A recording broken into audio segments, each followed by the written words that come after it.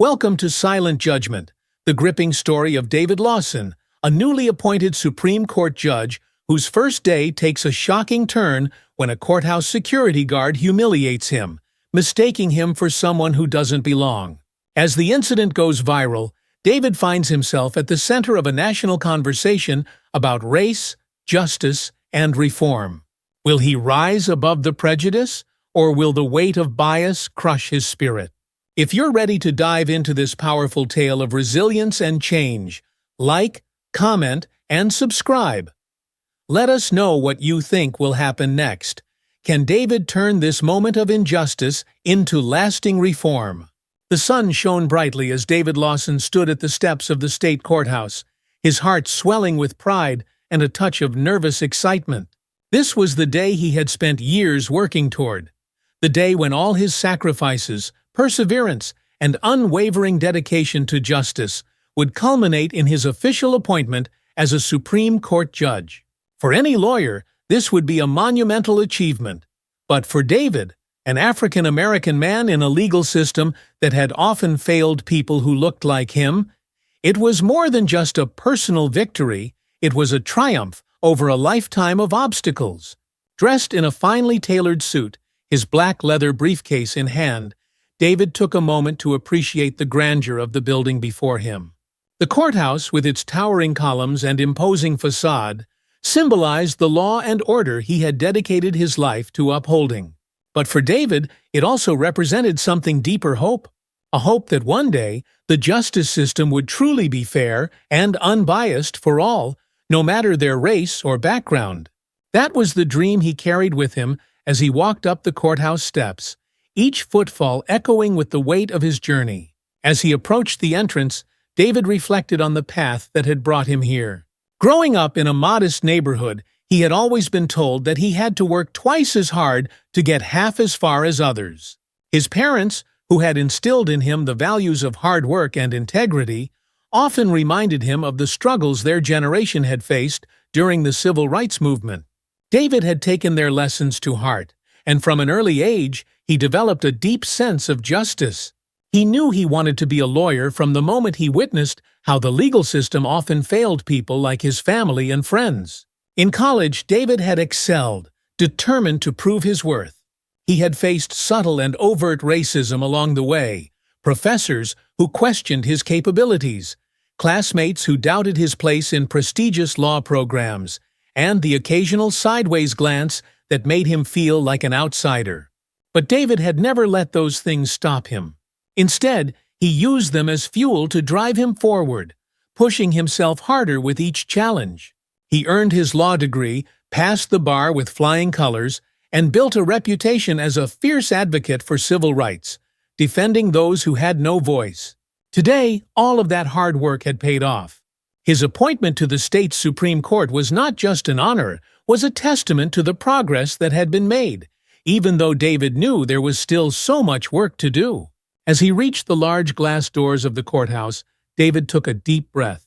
He was stepping into a new chapter, a chapter that would allow him to make a real difference in the legal system. Inside, he would face critical decisions, cases that could impact the lives of many. The weight of that responsibility was not lost on him. But David was ready. He had spent his entire career preparing for this moment. He pushed open the door and entered the courthouse lobby. The interior was just as grand as the exterior, polished marble floors that gleamed under the sunlight streaming in through the high windows, towering walls adorned with portraits of past judges, and the familiar cold, sterile smell of paperwork and justice. The sounds of shuffling papers, ringing phones, and hurried footsteps echoed in the vast space, a reminder that this building was the heartbeat of the legal system. David smiled to himself, feeling a mixture of pride and humility. He had made it. The boy from a small, working-class neighborhood had become one of the most respected legal minds in the state. But even as he basked in the moment, he reminded himself of the challenges ahead. He would be a black man sitting on one of the highest benches in a predominantly white, conservative state. There would be people watching his every move, waiting for him to fail. But David wasn't here for them. He was here for justice. David's reverie was abruptly interrupted by a voice that cut through the quiet hum of the courthouse lobby. "Hey, where do you think you're going?" David turned to see a tall, broad-shouldered security guard walking toward him with purpose. The man's face was hard and unfriendly, his eyes narrowing in suspicion as they locked onto David. The guard's uniform was crisp, his posture rigid, but his tone was laced with an underlying hostility that David recognized immediately. He had heard it too many times before. "I'm here for a hearing," David said calmly, offering a polite smile. "I'm the new judge." The guard's expression didn't change. In fact, it seemed to harden further as he looked David up and down, sizing him up with a gaze that made David feel as if he were being judged, not by his credentials, but by his appearance. "Judges don't come in through here," the guard said, his voice growing more confrontational. "You must have the wrong entrance." David stood his ground, maintaining his composure. He had dealt with this kind of thing before, being mistaken for someone else, or worse, being seen as someone who didn't belong. But today, on his first day as a Supreme Court judge, it stung a little more than usual. "No, I'm in the right place," David replied, still calm but firm. "I've been appointed to the state Supreme Court. My name is David Lawson." The guard's eyes narrowed further, clearly not believing him. He took a step closer, his posture becoming even more intimidating. "Look, I don't know who you think you are," the guard said, his voice dripping with condescension, "but you're not walking in here without permission. Judges don't walk in off the street like this. Do I need to call someone to escort you out?" David felt his chest tighten with frustration. He had hoped to avoid this kind of confrontation on his first day, but it seemed that no matter how high he climbed, there were always people like this guard who couldn't see past his skin color. "Please," David said, keeping his tone steady, "I have identification. If you'll just give me a moment, I can show you." But the guard wasn't interested in seeing David's ID. He wasn't interested in hearing anything David had to say. To him, David wasn't a judge, he was just another black man trying to enter a space he didn't belong in. "I'm not asking you again," the guard said, his voice low and threatening. "Get out, or I'll have you removed." David's pulse quickened, but he refused to let his emotions show. He had been in situations like this before, where being seen as aggressive could escalate things quickly and dangerously. He knew he had to be careful, even though he was the one being wronged. "Sir," David said, his voice still calm but more insistent, "I don't want any trouble. I'm just trying to do my job. I'm the new Supreme Court judge. My name is on the appointment list. If you'll let me—" The guard interrupted him, raising his voice. "I don't care who you say you are. You need to leave now." David felt the weight of the moment pressing down on him. He could feel the eyes of the people in the lobby starting to turn toward them. Some were watching with mild curiosity, while others were pulling out their phones to record the confrontation. It was a scene that had played out too many times in the media: an innocent black man being confronted and humiliated by someone in a position of authority. But David had hoped that in this place, in the very heart of the justice system, he would be judged for his merits, not for his appearance. He tried again, this time pulling out his ID from his briefcase. "Here, this will show you who I am." But before he could even hold it up for the guard to see, the man reached out and grabbed David's arm, his grip tight and aggressive.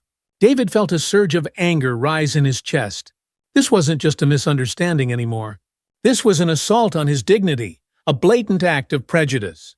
The guard began pulling David toward the exit, his grip firm and unyielding. "I told you to leave," he growled. "Now you're going to make me do this the hard way." David's mind raced as the guard manhandled him. He knew he couldn't resist without the situation spiraling out of control, but the humiliation was unbearable. He, a Supreme Court judge, was being treated like a common criminal right here, in the courthouse where he was supposed to serve justice. The crowd around them grew larger, murmurs rippling through the lobby as more people realized what was happening. David could hear snippets of conversation, some voices sounding concerned, others quietly amused by the spectacle. He saw phones being raised, the lenses capturing every second of the injustice unfolding before them. As David struggled to keep his composure, a sudden booming voice cut through the tension. "What's going on here?" The crowd parted, and David saw a familiar figure approaching, Judge Michael Carter, the senior judge of the state Supreme Court. Tall, with a commanding presence and a stern expression, Judge Carter walked briskly toward them, his eyes locked on the guard. The guard, still holding onto David's arm, turned to face Judge Carter. His expression softened for a brief moment, as if expecting Carter to side with him.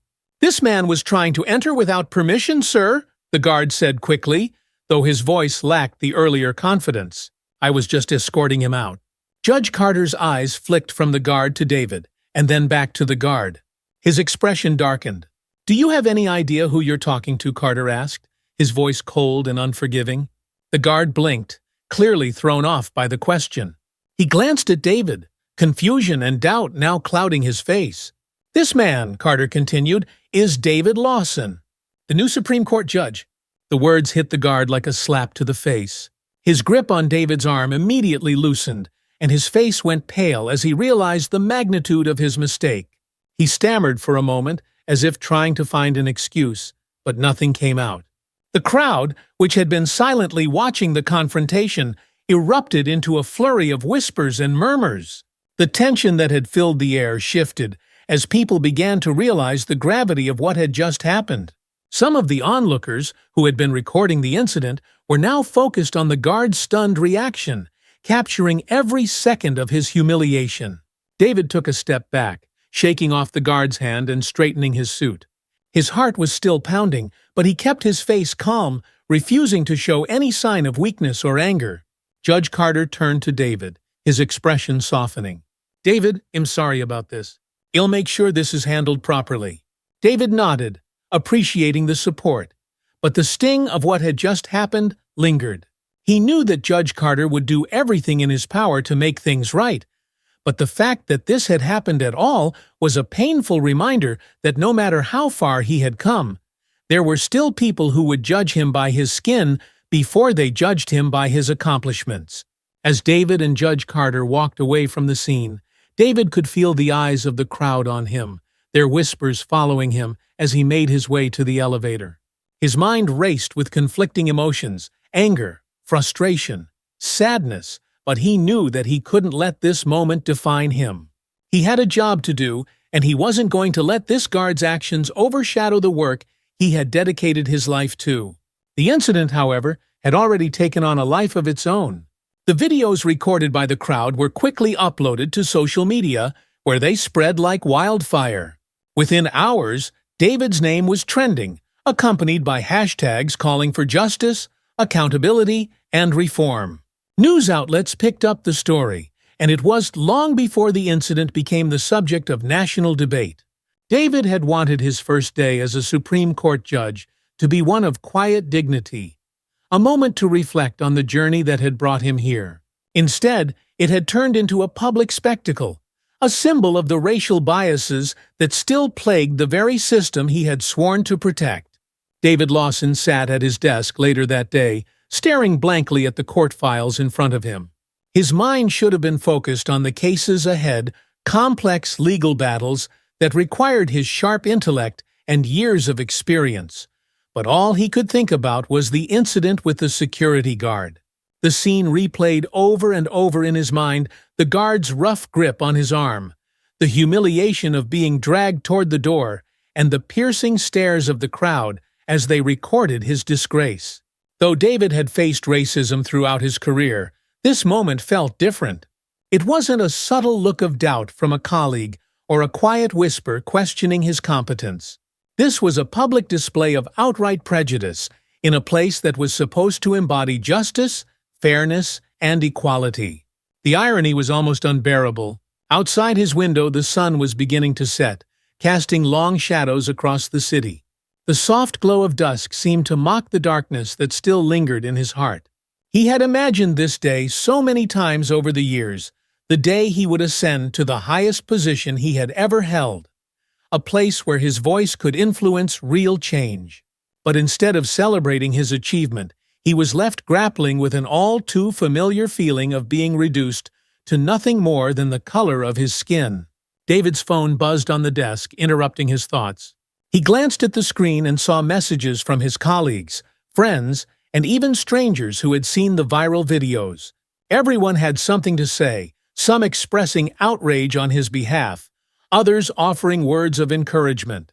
A few well-meaning colleagues tried to brush it off as a misunderstanding, telling him to focus on his future and not let this moment define him. But how could he not? How could he pretend that being publicly humiliated on his first day as a Supreme Court judge was just a minor bump in the road? The knock on his door pulled him from his thoughts. Judge Michael Carter stepped into the room, his usually stern expression softened by concern. "David," Carter said, closing the door behind him, "I'm sorry about what happened earlier. This is not how your first day should have gone." David leaned back in his chair, letting out a slow breath. "It's not your fault, Michael. You did what you could to stop it." Carter took a seat across from him, folding his hands on the desk. "I've already spoken to the administration. They're launching a formal investigation into the guard's actions. He's been suspended for now." David nodded, appreciating Carter's quick response, but it did little to ease the pain. "It's not just about the guard," David said quietly. "It's about the system that allows people like him to think that it's okay to treat Mesomewan they don't even know that way." Carter's brow furrowed. "You're right.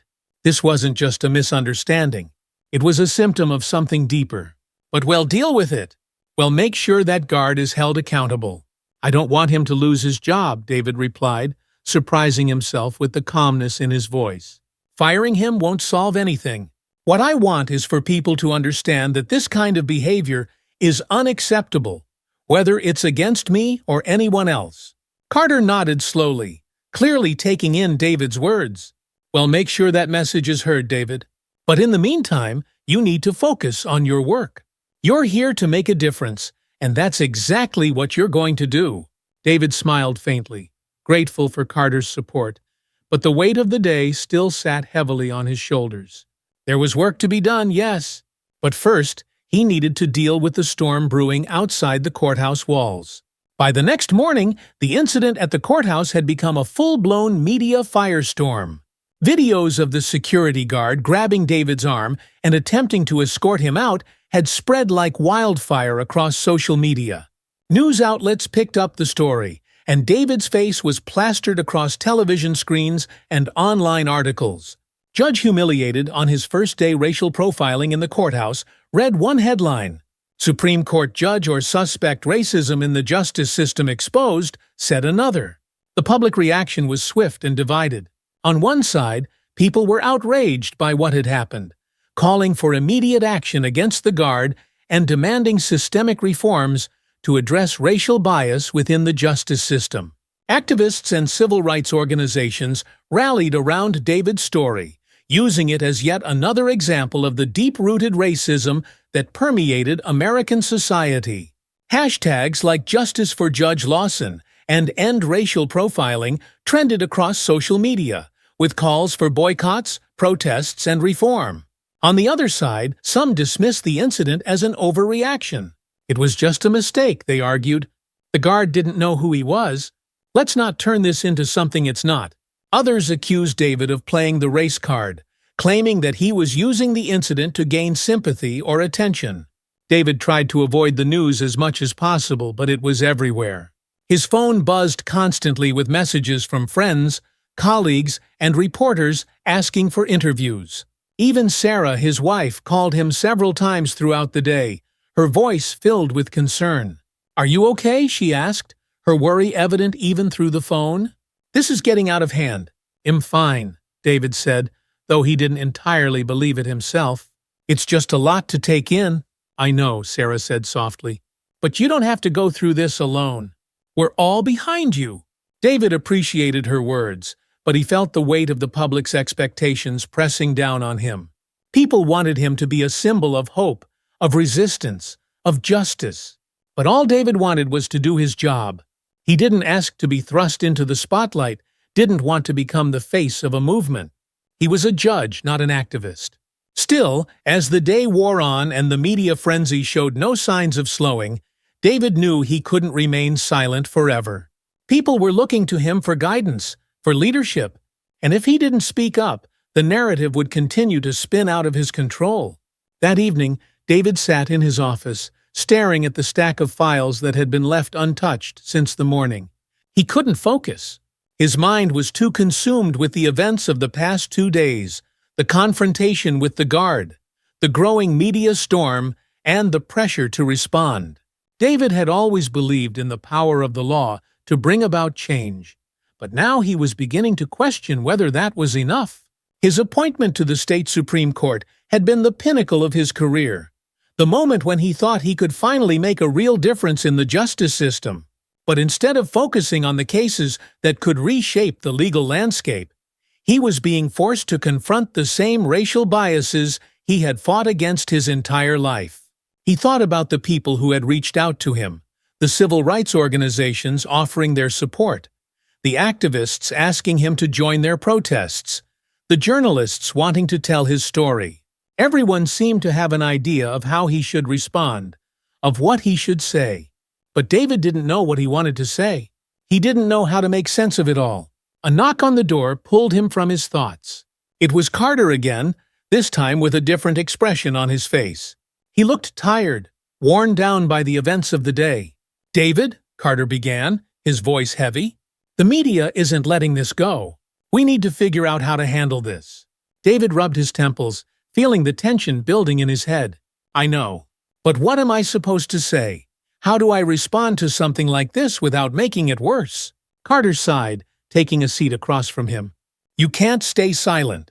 If you don't say something, people will assume the worst or they'll let others speak for you. You need to take control of the narrative before it spirals out of your hands." David knew Carter was right, but the thought of addressing the public, of speaking out on such a personal and painful experience, filled him with dread.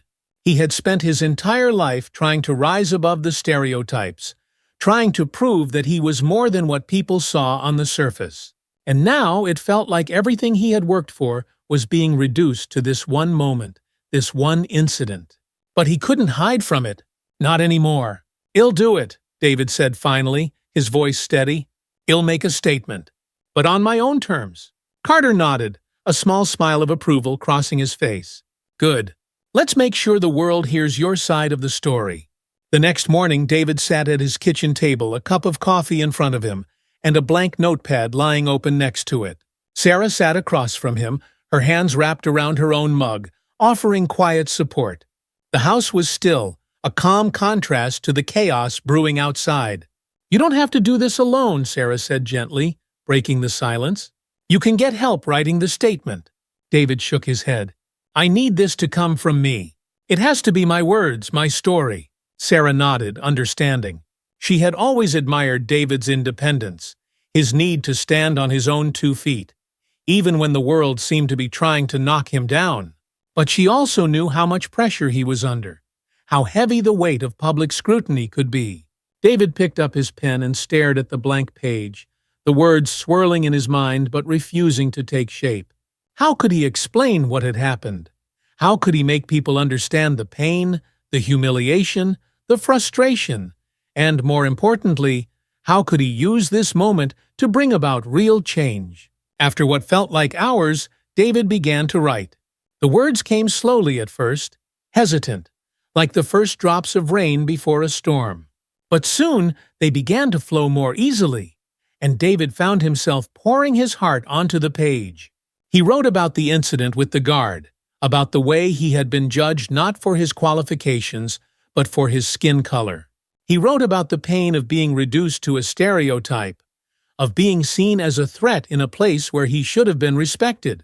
But he also wrote about the larger issues, about how his experience was just one example of the racial biases that plagued the justice system, and how those biases hurt not just individuals like him, but the very fabric of society. When he finished, David looked up at Sarah, his eyes tired but determined. "I think it's ready," he said quietly. Sarah reached across the table and took his hand, squeezing it gently. "It's perfect." The next day, David stood outside the courthouse. A small group of reporters gathered in front of him. Camera crews from local and national news stations were there, ready to broadcast his words to the world. The crowd of protesters that had been growing outside the courthouse for days now stood silently, waiting to hear what David had to say. David took a deep breath, his heart pounding in his chest. He had been in front of crowds before, but this felt different. This wasn't just about him, it was about something much bigger. It was about justice, fairness, and equality. It was about the future of the justice system, and the role that people like him would play in shaping it. He stepped up to the microphone, his notes clutched tightly in his hand. He took another deep breath, then began to speak. "Thank you all for being here today," David began, his voice steady but filled with emotion. "As many of you know, a few days ago, I was involved in an incident here at the courthouse. An incident that has sparked a national conversation about race, justice, and equality." David paused, letting the weight of his words settle over the crowd. The cameras zoomed in on his face, capturing every flicker of emotion. "I want to start by saying that this is not just about me," he continued. "What happened to me is something that happens to countless people of color every day. They are judged not by their actions or their character, but by the color of their skin. They are seen as threats, as outsiders, as people who don't belong. And that is unacceptable." David's voice grew stronger as he spoke, the passion in his words palpable. "I am a Supreme Court judge. I have spent my entire career working within the justice system, fighting for fairness and equality. But even I am not immune to the racial biases that still exist within this system. What happened to me should not have happened, because no one, no matter their race or background, should be treated the way I was treated." The crowd murmured in agreement, their eyes fixed on David as he continued. "But this is not just about one guard or one courthouse. This is about a system that allows these biases to persist, unchecked and unchallenged. It is about a society that still judges people by their appearance rather than their character. And that has to change." David paused again, the weight of his words hanging in the air. "I am not here to ask for sympathy. I am here to demand accountability. We need to confront the biases that exist within our institutions, and we need to work together to create a justice system that is truly just for everyone." The crowd erupted into applause, the sound echoing through the streets. David stepped back from the microphone, feeling a sense of relief wash over him. He had said what needed to be said. Now it was up to the world to listen. David Lawson's powerful public statement reverberated far beyond the steps of the courthouse. The next morning, every major news outlet had picked it up. Videos of the speech flooded social media, shared by influencers, activists, politicians, and everyday citizens. The moment had gone viral. David's words were seen as a clarion call, a demand for change in a justice system riddled with racial bias. But, as with anything in the public sphere, reactions were divided. For every voice of support, there was a dissenting one. Some commended David for his courage and leadership in confronting the harsh realities of systemic racism, while others accused him of politicizing an isolated incident. Despite the whirlwind of opinions, one thing was certain: David had struck a chord. His speech ignited a national conversation about the intersection of race, justice, and the responsibilities of those in positions of authority. For David, however, this wasn't just a public issue, it was deeply personal. In the days following the statement, his phone continued to ring off the hook. Reporters wanted exclusive interviews, civil rights groups wanted him to join their protests, and politicians were eager to capitalize on the momentum he had created. But David remained cautious. He hadn't sought this kind of attention, and while he appreciated the support, he knew that navigating the coming days required both thoughtfulness and care. One evening, as David sat in his office, sorting through case files, a familiar voice interrupted his thoughts. "How are you holding up?" Sarah's voice was soft, full of concern. She had come to his office after work, sensing that David needed support, even if he wouldn't say it outright. David looked up from his desk, rubbing his tired eyes. "It's been a lot," he admitted, his voice weary. "I never expected this kind of reaction. I thought I'd say my piece, and that would be it. But it feels like this has only just begun." Sarah walked over, placing her hands gently on his shoulders. "You did the right thing, David. People needed to hear what you had to say." David leaned back in his chair, letting out a slow breath. "But what now? I'm a judge, not an activist. I'm not sure how to balance the two." Sarah smiled, her gaze full of empathy. You're both, in a way. You've always been someone who fought for justice, inside and outside the courtroom. That's what makes you so good at what you do. You can navigate both worlds." David knew she was right, but the weight of the responsibility felt heavier than ever. He had become a symbol, and symbols carried expectations he wasn't sure he could always meet. As the weeks passed, the momentum generated by David's public statement continued to build.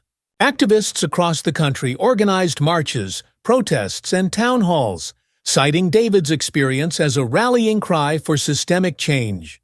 At the courthouse, David's work as a Supreme Court judge went on as usual. But now, everything felt different.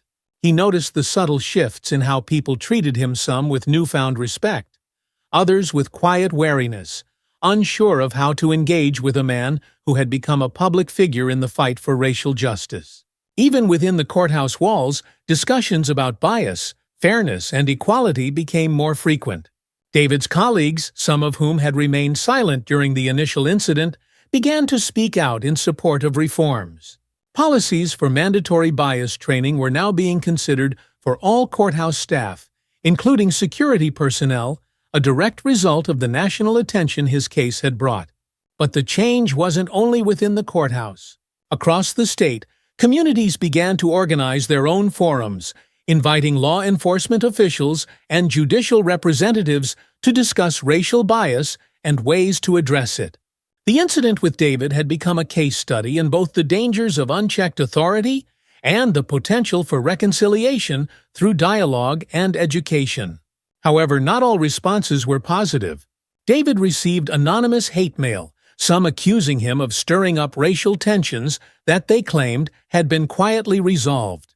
Others demanded that he step down from his position, believing that a man so deeply entrenched in the fight for racial equality couldn't remain an impartial judge. David wrestled with the criticism, but he remained steadfast in his belief that confronting these issues was necessary. He couldn't allow fear to dictate his actions. The justice system needed reform, and he was in a unique position to push for it. While the public focused on David, Hank Sanders, the security guard who had manhandled him, faced his own reckoning. Following his suspension, Hank had been required to complete a series of bias and sensitivity training courses before being allowed to return to work. The process was humbling and at times deeply uncomfortable. In the past, Hank had seen bias training as unnecessary, something that only existed to appease activists. But as he sat through the sessions, listening to stories of people who had faced discrimination and learning about the psychological impacts of unconscious bias, something inside him began to shift. He started to see how his actions, which he had previously justified as just doing his job, were part of a much larger problem. Hank had grown up in a world where people of color were often viewed with suspicion, where stereotypes informed his worldview more than facts or personal experience. But the training forced him to confront these beliefs head-on. He realized that his actions that day with David weren't just a mistake. They were the result of years of ingrained prejudice that he had never questioned. When the training ended, Hank wasn't the same man who had aggressively confronted David in the courthouse lobby. He felt a deep sense of shame for what he had done, but also a desire to make amends. He knew that an apology alone wasn't enough, but he hoped that by working to change himself, he could contribute to the broader efforts for reform. A few weeks after completing his training, Hank reached out to David, requesting a private meeting. He knew it would be difficult, but he felt it was important to face the man he had wronged. David sat in his chambers, reviewing case documents when his assistant knocked on the door. "Mr. Sanders is here to see you," she said cautiously. David looked up, surprised. He had heard that Hank had completed his training and was returning to work, but he hadn't expected a personal visit. After a moment's hesitation, David nodded. "Send him in." Hank entered the room, his usual confident demeanor replaced by a quiet humility. He stood awkwardly near the door, as if unsure whether he should sit or remain standing. "Judge Lawson," Hank began, his voice low, "thank you for agreeing to meet with me." She had done it. "Have a seat." Hank sat down, his hands clasped tightly in his lap. For a moment, there was silence as both men regarded each other. the weight of their last encounter hanging heavily in the air. "I wanted to apologize," Hank said finally, his voice trembling slightly. "I know that words won't undo what I did, but I need to say it. I'm sorry for how I treated you that day. I acted out of bias, out of ignorance, and I've been working on understanding that." David leaned back in his chair, studying Hank carefully.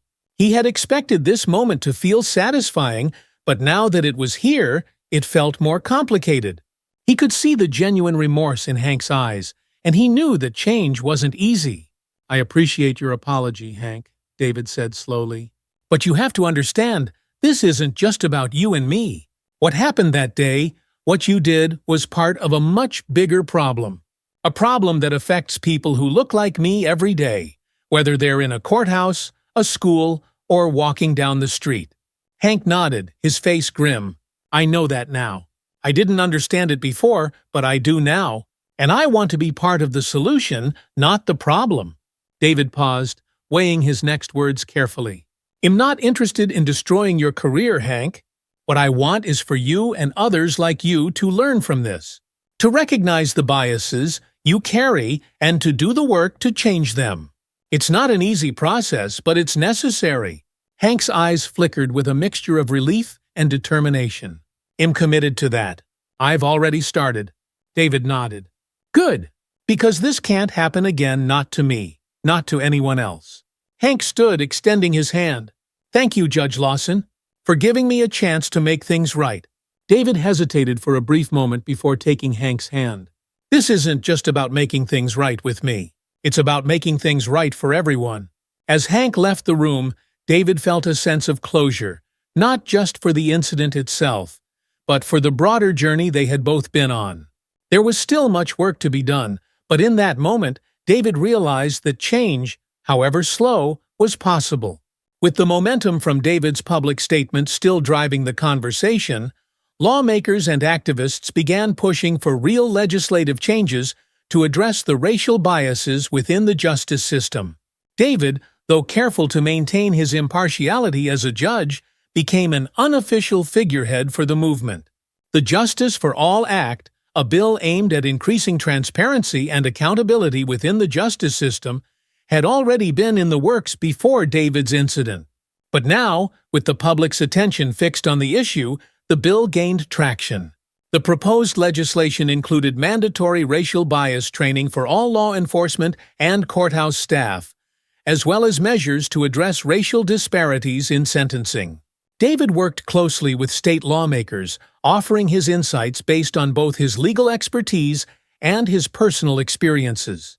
Though he couldn't publicly advocate for the bill in his capacity as a judge, his behind-the-scenes influence was undeniable. At town halls and public forums, David's name was often mentioned by activists who saw him as a symbol of the fight for equality. Some urged him to run for higher office, while others called for him to take on a more active role in the political sphere. But David remained focused on his work as a judge, knowing that the courtroom was where he could make the most impact. Still, the experience had changed him. He no longer saw the law as a neutral force, but as a tool that could either perpetuate injustice or be used to dismantle it. And he was determined to be on the right side of that battle. Months passed, and the movement sparked by David's experience continued to grow. The Justice for All Act passed through the state legislature with overwhelming support, marking a significant victory for those fighting for reform. Racial bias training became mandatory for all state employees in the justice system, and new measures were implemented to ensure greater oversight of law enforcement practices. Inside the courthouse, the atmosphere had shifted. Discussions about race and bias were no longer avoided but embraced. Judges, lawyers, and courthouse staff participated in regular workshops designed to confront their own biases and learn how to mitigate them in their work. David watched these changes unfold with a sense of pride, knowing that the seeds of reform had been planted, and though the road ahead was long, real progress was being made. Hank, now fully reinstated, had taken on a new role as a liaison between the courthouse security team and the outreach program that had been formed to foster better relations between law enforcement and the community. He had become an unlikely advocate for reform, sharing his story at workshops and community events as a cautionary tale of how unchecked bias could lead to serious consequences. For David, the transformation was both gratifying and humbling. The incident that had nearly derailed his career had instead become a catalyst for change. But more importantly, it had reminded him that justice wasn't just about the law, it was about fairness, empathy, and the willingness to confront uncomfortable truths. Months had passed since the Justice for All Act was signed into law, and while the courthouse had returned to its routine, the atmosphere had shifted in ways both subtle and significant. The changes implemented in the aftermath of David Lawson's confrontation with racial bias had begun to take root. Courthouse employees, from judges to security guards, now underwent regular racial bias training. Conversations about diversity, fairness, and inclusion were no longer hushed or avoided. Instead, they were welcomed as part of the growing commitment to reform. David, however, remained grounded, continuing his work as a Supreme Court judge with the same calm intensity that had defined his career long before the incident. His days were filled with cases that demanded his expertise, but outside the courtroom, his influence continued to grow. He was frequently asked to speak at legal conferences, universities, and community events. His story had become a symbol of resilience, integrity, and the need for systemic change. But David wasn't interested in fame or accolades. He knew that real change wasn't about being in the spotlight, it was about creating lasting reform that would benefit generations to come. He kept his head down, focusing on the work, grateful that the noise surrounding his story had finally started to fade into something more productive. One afternoon, as David reviewed case briefs in his office, his assistant knocked on the door. "Judge Lawson," she said, poking her head inside, "Hank Sanders is here to see you." David looked up, surprised. It had been several months since his last conversation with Hank, and though he knew that Hank had been doing outreach work, he hadn't expected him to visit. "Send him in," David said, standing as Hank entered the room. Hank's demeanor was more confident now, though still marked by a sense of humility that David found refreshing. He wore a security uniform, but there was a new purpose behind his eye swan that David had come to recognize in people who had undergone real, meaningful change. "Judge Lawson," Hank began, smiling slightly, "I wanted to thank you again. For giving me a chance. For not giving up on me." David motioned for Hank to sit, gesturing to the chair across from his desk. "I didn't give up on you because I believe people can change. And it seems like you've been working hard on that." Hank nodded. "I have. I've been doing the outreach work, going to schools, talking to officers and security teams. It's not always easy, but it's important work. I've learned so much about the impact of bias, things I didn't understand before. I never thought I'd be in this position, but it feels like I'm doing something meaningful now." David smiled, his heart warmed by Hank's words. "I'm glad to hear that. Change doesn't happen overnight, Hank. But the fact that you're committed to this work means more than any apology ever could." Hank sat up straighter, the weight of his journey evident in his expression. "You know," he said thoughtfully, "I've been thinking a lot about what you said the last time we met, that this wasn't just about me and you, that it's bigger than us. I see that now. Every time I speak at an event, I see how deep these issues run. I see how many people have been affected by bias, people I never would have thought about before." David nodded. "That's why this work matters. It's not just about fixing what happened. It's about preventing it from happening again. To anyone." For a moment, the two men sat in comfortable silence, reflecting on how far they had both come since that fateful day in the courthouse lobby. The change that had taken root in Hank was mirrored in the broader system, and David felt a quiet sense of accomplishment knowing that reform, no matter how small, was starting to take shape. Hank stood, extending his hand. "Thank you, again, Judge Lawson. I'll keep doing the work. I won't let you down." David shook his hand, his voice steady but kind. "This isn't about letting me down, Hank. It's about doing what's right. Keep doing what you're doing, and you won't let anyone down." Despite the progress made through the reforms, David knew that the road ahead remained fraught with challenges. While the Justice for All Act had addressed racial bias training and oversight, Many deeper systemic issues still required attention. Disparities in sentencing, underrepresentation of minorities in the legal profession, and public mistrust of law enforcement were still prevalent across the state. But David was a patient man. He had always been methodical, knowing that true change wasn't about sweeping gestures or quick fixes. It was about slow, deliberate progress that could withstand scrutiny. He had seen the justice system from the inside, knew its flaws intimately, and was now in a position to help reshape it. At home, Sarah had noticed the toll the long days were taking on him. David had always been a hard worker, but the emotional weight of balancing public scrutiny with his day-to-day responsibilities as a judge had begun to show. "You've been quiet lately," Sarah said one evening as they sat on their porch, sipping tea. The late summer air was warm, and the sun was setting over the neighborhood, casting a golden glow over everything. "Is everything okay?" David smiled softly, grateful for her presence. Sarah had been his rock throughout the ordeal, her unwavering support giving him strength when he needed it most. "I'm fine," he replied, though his tone was contemplative. "It's just, there's still so much more to do. I can see the changes we've made, but I also see how much farther we have to go." Sarah reached out, taking his hand in hers. "You've done more than most people ever will, David. You've changed things for real. And it's only been a year since all this happened. Don't put too much pressure on yourself to fix everything at once." David sighed, leaning back in his chair. "I know. It's just hard sometimes. I see the progress, but I also see the resistance. There are still so many people who don't want change, who think we're pushing too hard, too fast." Sarah squeezed his hand. "You've always told me that the law is like a slow river. It bends, it moves, but it takes time to carve new paths. You're doing that, David. You're helping bend the river." David smiled at her words, feeling a sense of peace settle over him. She was right, as usual. Change was happening. It just required patience and persistence, two qualities David had plenty of.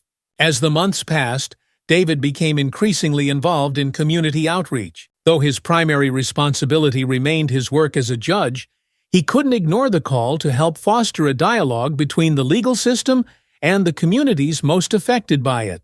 He began attending town hall meetings, speaking at high schools, and working with local organizations to provide legal resources to underserved communities. At one town hall meeting, David stood before a room packed with community members, young, old, black, white, and everything in between. The room buzzed with a sense of anticipation. People were eager to share their frustrations and hopes with someone who could make a difference. David began his remarks by acknowledging the deep mistrust many people had in the justice system. "I understand that for too long, the law has seemed like a tool of oppression rather than justice," he said, his voice calm but resolute. "But I want to assure you that there are people like me, like many of my colleagues who are working to change that." A hand went up in the back of the room, and a young woman stood, her voice clear and unwavering. "How can we trust the system when it's been failing us for so long it feels like we're always on the losing side?" David nodded, understanding the pain and frustration behind her words. "Trust isn't something that's built overnight. It takes time and it takes proof. I won't stand here and tell you that everything is fixed. It's not. But what I can tell you is that change is happening, and it's happening because of conversations like this one." The room was silent, the audience listening intently.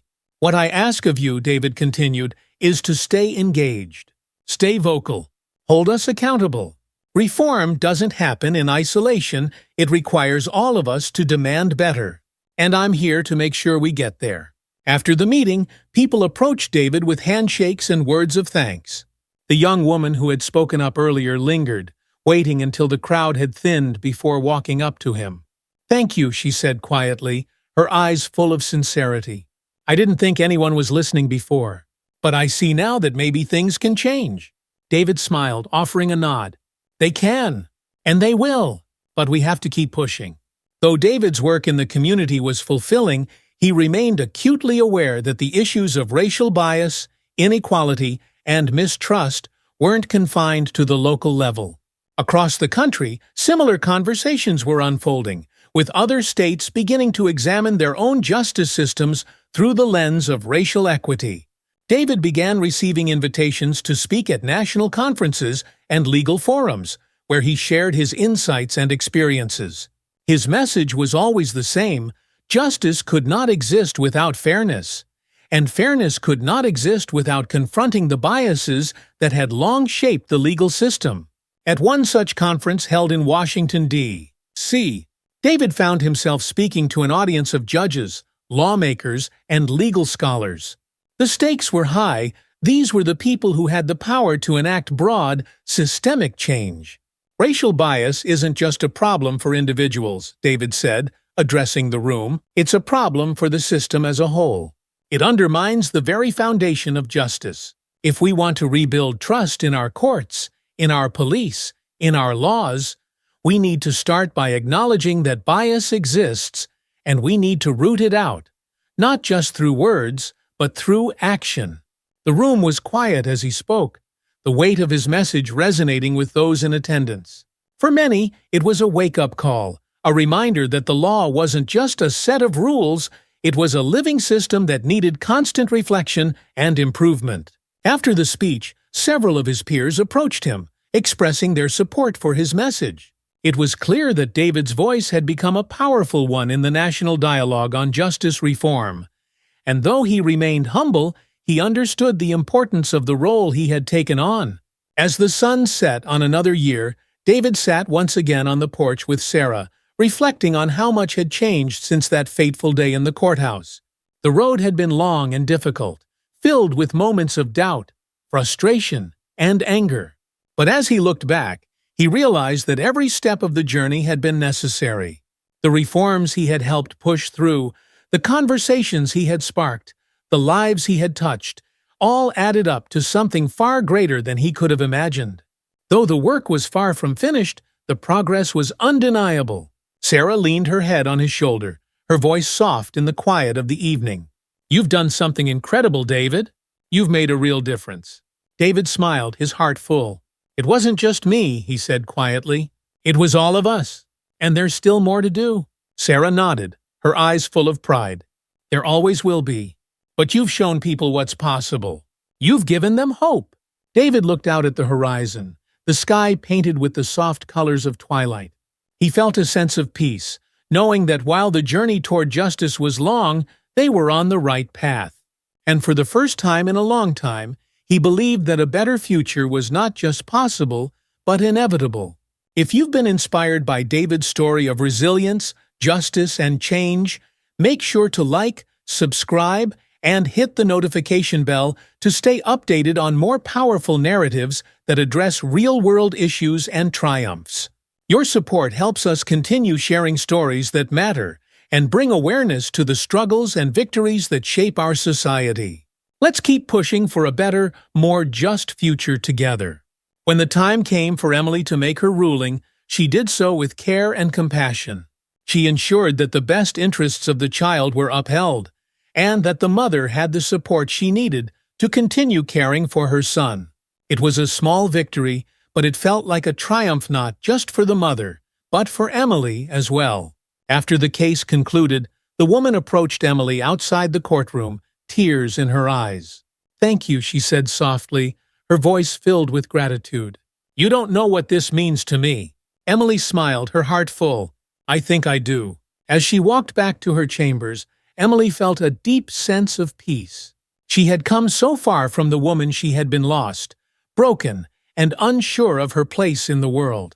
Now she was strong, capable, and confident in her role as a mother, a judge, and an advocate for justice.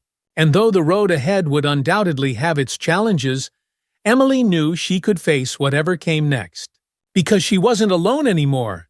She had Lily by her side, and together they would continue to move forward, one step at a time. The years passed, and Emily watched with pride as Lily grew into a confident, compassionate young woman. After high school, Lily followed through on her decision to apply to law school, and Emily was there to support her every step of the way. As they walked across the campus of the university where Lily would begin her legal education, Emily couldn't help but reflect on their journey. They had faced so much heartache and struggle, but they had emerged stronger for it. The bond between them was unbreakable now, forged in the fires of adversity. "You ready for this?" Emily asked, glancing at Lily as they approached the law school building. Lily smiled, her eyes bright with determination. "More than ready." Emily laughed softly. "You're going to do great. I'm so proud of you." Lily grinned, looping her arm through her mother's. "Thanks, Mom. I couldn't have done it without you." As they walked together side by side, Emily felt a deep sense of contentment. She had found her way back to her daughter, back to herself, and back to a life filled with purpose and love. The road hadn't been easy, but it had been worth it. And as they stood in front of the towering law school, ready to take the next step in their journey, Emily knew one thing for certain. No matter what challenges lay ahead, they would face them together. Because in the end, justice wasn't just about the law.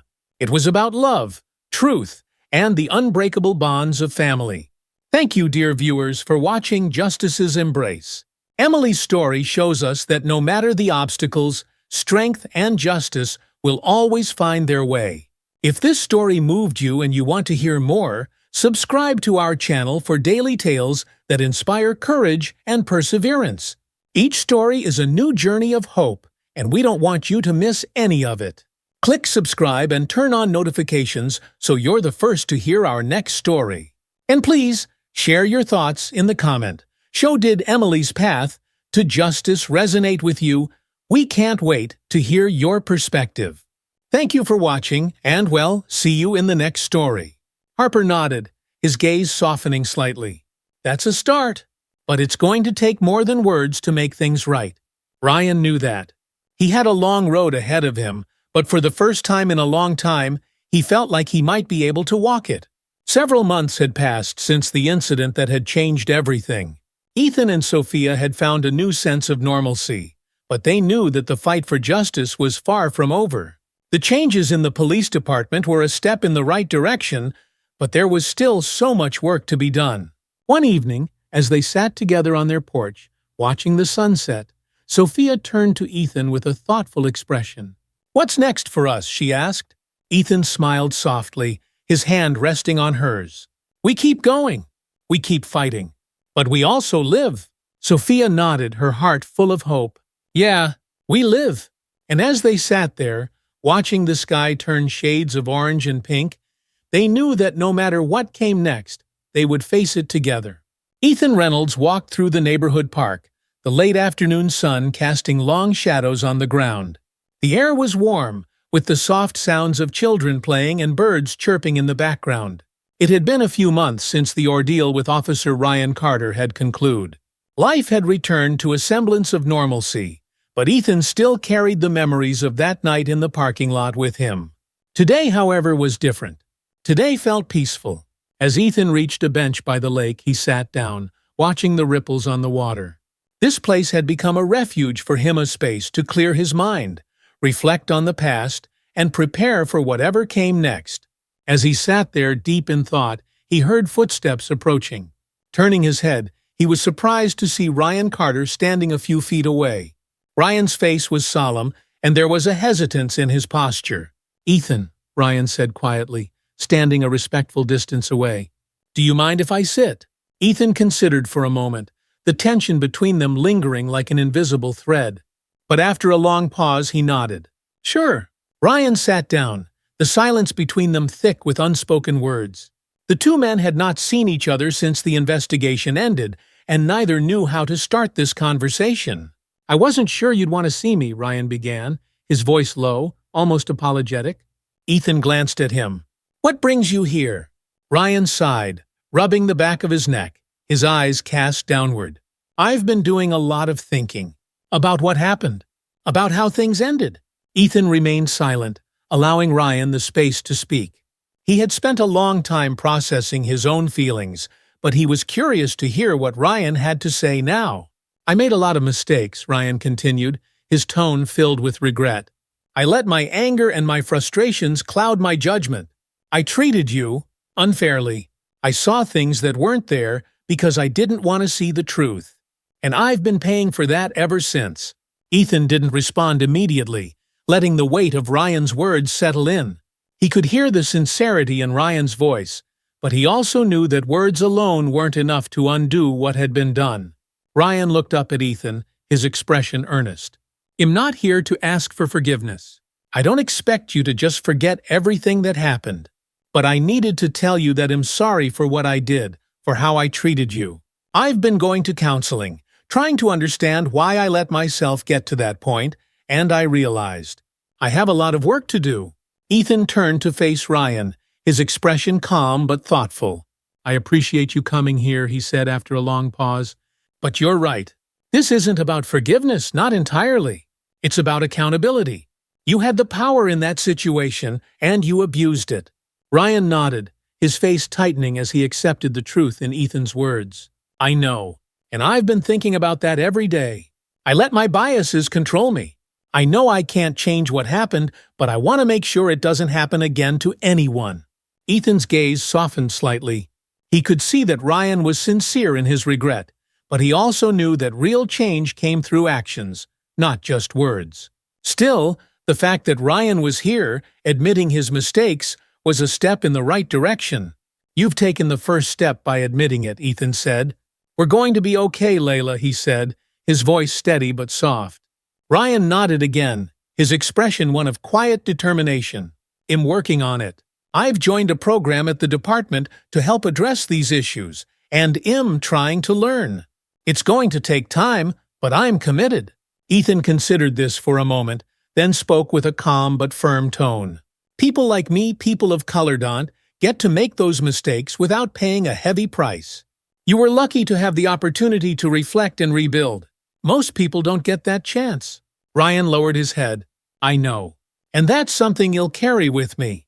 The two men sat in silence for a while, the weight of the past hanging between them. But this time, the silence felt different.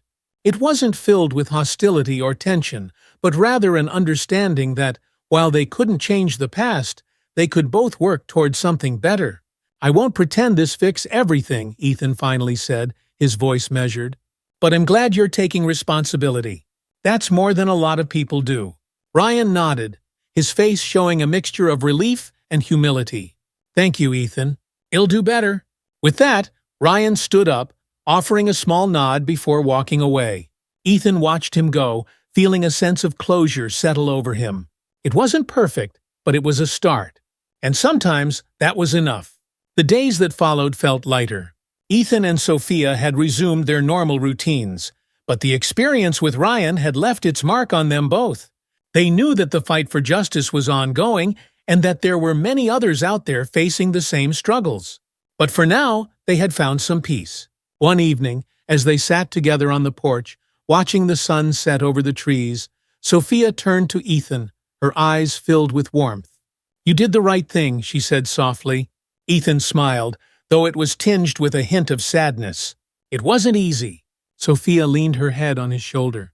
"I know, but that's what makes it important." They sat in comfortable silence for a while, the cool breeze rustling the leaves around them. The world outside was still filled with challenges, but here, in this moment, they had found a bit of stillness, a space where they could just be. "I've been thinking," Ethan said after a long pause. "Maybe it's time for us to get more involved. Not just in our own fight, but in helping others who are going through the same thing." Sophia lifted her head, intrigued. "What do you have in mind?" Ethan turned to her, his eyes filled with purpose. "I've been talking to some folks at the local veterans group, and they're starting a program to help veterans of color who are dealing with discrimination. I think I want to help them with that." Sophia's face lit up with pride. "That sounds perfect for you." Ethan smiled, feeling a renewed sense of direction. "Yeah, I think it's time I put my experiences to good use." Brian Carter had returned to his program at the department, working closely with the team tasked with addressing bias in law enforcement. It wasn't easy, and every day felt like a reminder of the mistakes he had made. But he was committed to doing the work, to understanding where he had gone wrong and how he could do better. He had started attending community meetings, listening to the stories of people who had been impacted by police misconduct. It was uncomfortable at times, hearing their anger and pain, but Ryan knew he had to confront these truths if he was going to make any real progress. At one of the meetings, he sat quietly in the back, taking notes as community members shared their experiences. A woman stood up, her voice trembling as she recounted her son's run-in with law enforcement, a situation that had escalated unnecessarily, leaving her son traumatized. Ryan listened closely, his heart heavy. He could see the parallels between her story and what had happened with Ethan. It was a painful reminder of how easily things could go wrong when officers let their biases influence their actions. After the meeting, Ryan approached the woman, introducing himself with humility. "I'm Ryan Carter. I'm a police officer, and I just want to say I'm sorry for what happened to your son." The woman looked at him with surprise, her eyes narrowing slightly. "Sorry doesn't change what happened," she said bluntly. Ryan nodded, accepting her response. "You're right, but I'm trying to learn, to be better. I just wanted you to know that." The woman studied him for a moment, then gave a small nod. "We'll see if your actions match your words." Ryan knew she was right. Words meant little without action, and it was up to him to prove that he was committed to change. Months later, Ethan and Sophia found themselves standing in front of a small crowd at the grand opening of the new community center. The center was dedicated to providing support for veterans and their families, with a special focus on addressing the challenges faced by veterans of color. It had been a project close to Ethan's heart, and today it was finally becoming a reality. Sophia stood beside him, beaming with pride, as Ethan stepped up to the podium to give a speech. "Thank you all for being here today," Ethan began, his voice steady and strong. "This center represents more than just a building. It represents a commitment to standing together, to supporting each other, and to fighting for the rights of those who have served this country, regardless of their background." The crowd applauded, the energy in the room warm and uplifting. "We've all faced challenges," Ethan continued, "but those challenges don't define us. What defines us is how we respond to them, how we lift each other up, and how we keep pushing for a better future." As Ethan finished his speech, the crowd erupted into applause. He stepped down from the podium, feeling a deep sense of fulfillment. The investigation had come to an end, and many of the people involved had been brought to justice. Sophia hugged him tightly, her eyes shining with pride. "You did it," she whispered. Ethan smiled, holding her close. "We did it." In the months that followed, Ethan and Sophia continued to grow their involvement in the community. The new center became a hub for veterans and families, a place where people could come together to share their stories, find support, and work toward solutions. Ryan Carter, meanwhile, had fully committed to his new role within the department, working to address bias and promote better community relations. It wasn't always easy, and he faced resistance from some of his fellow officers, but he knew that the work was important. One day, as Ryan was leaving a meeting at the department, he ran into Ethan in the hallway. The two men exchanged a brief glance, and for a moment there was an unspoken understanding between them, a recognition of the journey they had both been on. Ethan nodded slightly, a gesture of acknowledgement. Ryan returned the nod, a silent agreement that while they couldn't change the past, they were both working toward a better future. As they went their separate ways, both men felt a sense of resolution, knowing that the road ahead was still long, but that they were walking it in the right direction. The sun was setting on a warm evening as Ethan and Sophia sat on their porch, watching the sky turn shades of orange and pink. The world around them was still filled with challenges, but they had found their place in it, standing together, fighting for justice, and building something better for the next generation. As they sat in comfortable silence, Sophia reached over and took Ethan's hand. "We've come a long way," she said softly. Ethan smiled, squeezing her hand gently. "And we've still got a long way to go." Sophia nodded, a sense of peace settling over her. "But we'll get there." Together, they watched the sun dip below the horizon, knowing that whatever came next, they would face it side by side, ready for whatever battles the future might bring. If you enjoyed this story and would love to hear more like it, filled with powerful lessons, compelling characters, and deep emotional journeys, don't forget to hit the subscribe button and turn on notifications. Join our community as we continue to share meaningful stories that inspire, challenge, and uplift. Thanks for watching, and stay tuned for more. We're committed to bringing you stories that explore important issues, from justice to resilience and everything in between. Turn on notifications so you never miss an update, and feel free to share your thoughts in the comments below. We'd love to hear your take on the themes explored in this story. Together, we can keep the conversation going. Thanks for watching, and well, see you in the next video. Silver Creek was changing, and so were they. A few weeks later, the community held a town-wide celebration to honor the progress that had been made. The event, organized by Nia and Martha Sullivan, was a way to bring everyone together, to celebrate the town's journey toward inclusion and justice. The celebration was held in the town square, where people from all walks of life gathered, young and old, black and white, conservative and progressive. It was a symbol of how far Silver Creek had come, and a reminder that the town's future was something everyone could help shape. As the sun set over the square, Ethan and Nia stood together on the main stage, looking out at the crowd. The atmosphere was warm and joyful, filled with laughter and music. It was a moment of triumph, a testament to the power of love, community, and perseverance. Martha Sullivan took the microphone, her voice carrying across the square. Tonight, we're celebrating more than just the progress we've made. We're celebrating the people who made that progress possible. People like Ethan and Nia, who showed us what it means to stand up for what's right, even when it's hard. The crowd erupted in applause, and Nia felt tears prick the corners of her eyes. She hadn't done this for recognition, but hearing the town come together in support of the changes they had fought for filled her with a sense of pride and fulfillment. As the night wore on, Ethan and Nia danced together under the stars, surrounded by friends, family, and neighbors. The future, once uncertain, now felt bright with possibility.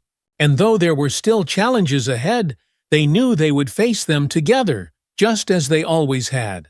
As the years passed, Silver Creek continued to evolve, becoming a beacon of hope for other towns grappling with the same struggles. Ethan and Nia's love story became part of the town's legacy, a symbol of what could be achieved when people refused to back down in the face of adversity. Their journey wasn't just about love. It was about standing up for justice, for fairness, and for the belief that everyone, no matter their background, deserved to be treated with dignity and respect. In the end, Silver Creek had become a place where people from all walks of life could live, love, and grow. And though the road had been long and hard, it had been worth every step. Ethan and Nia, together, had built a legacy of love and hope, one that would endure for generations to come.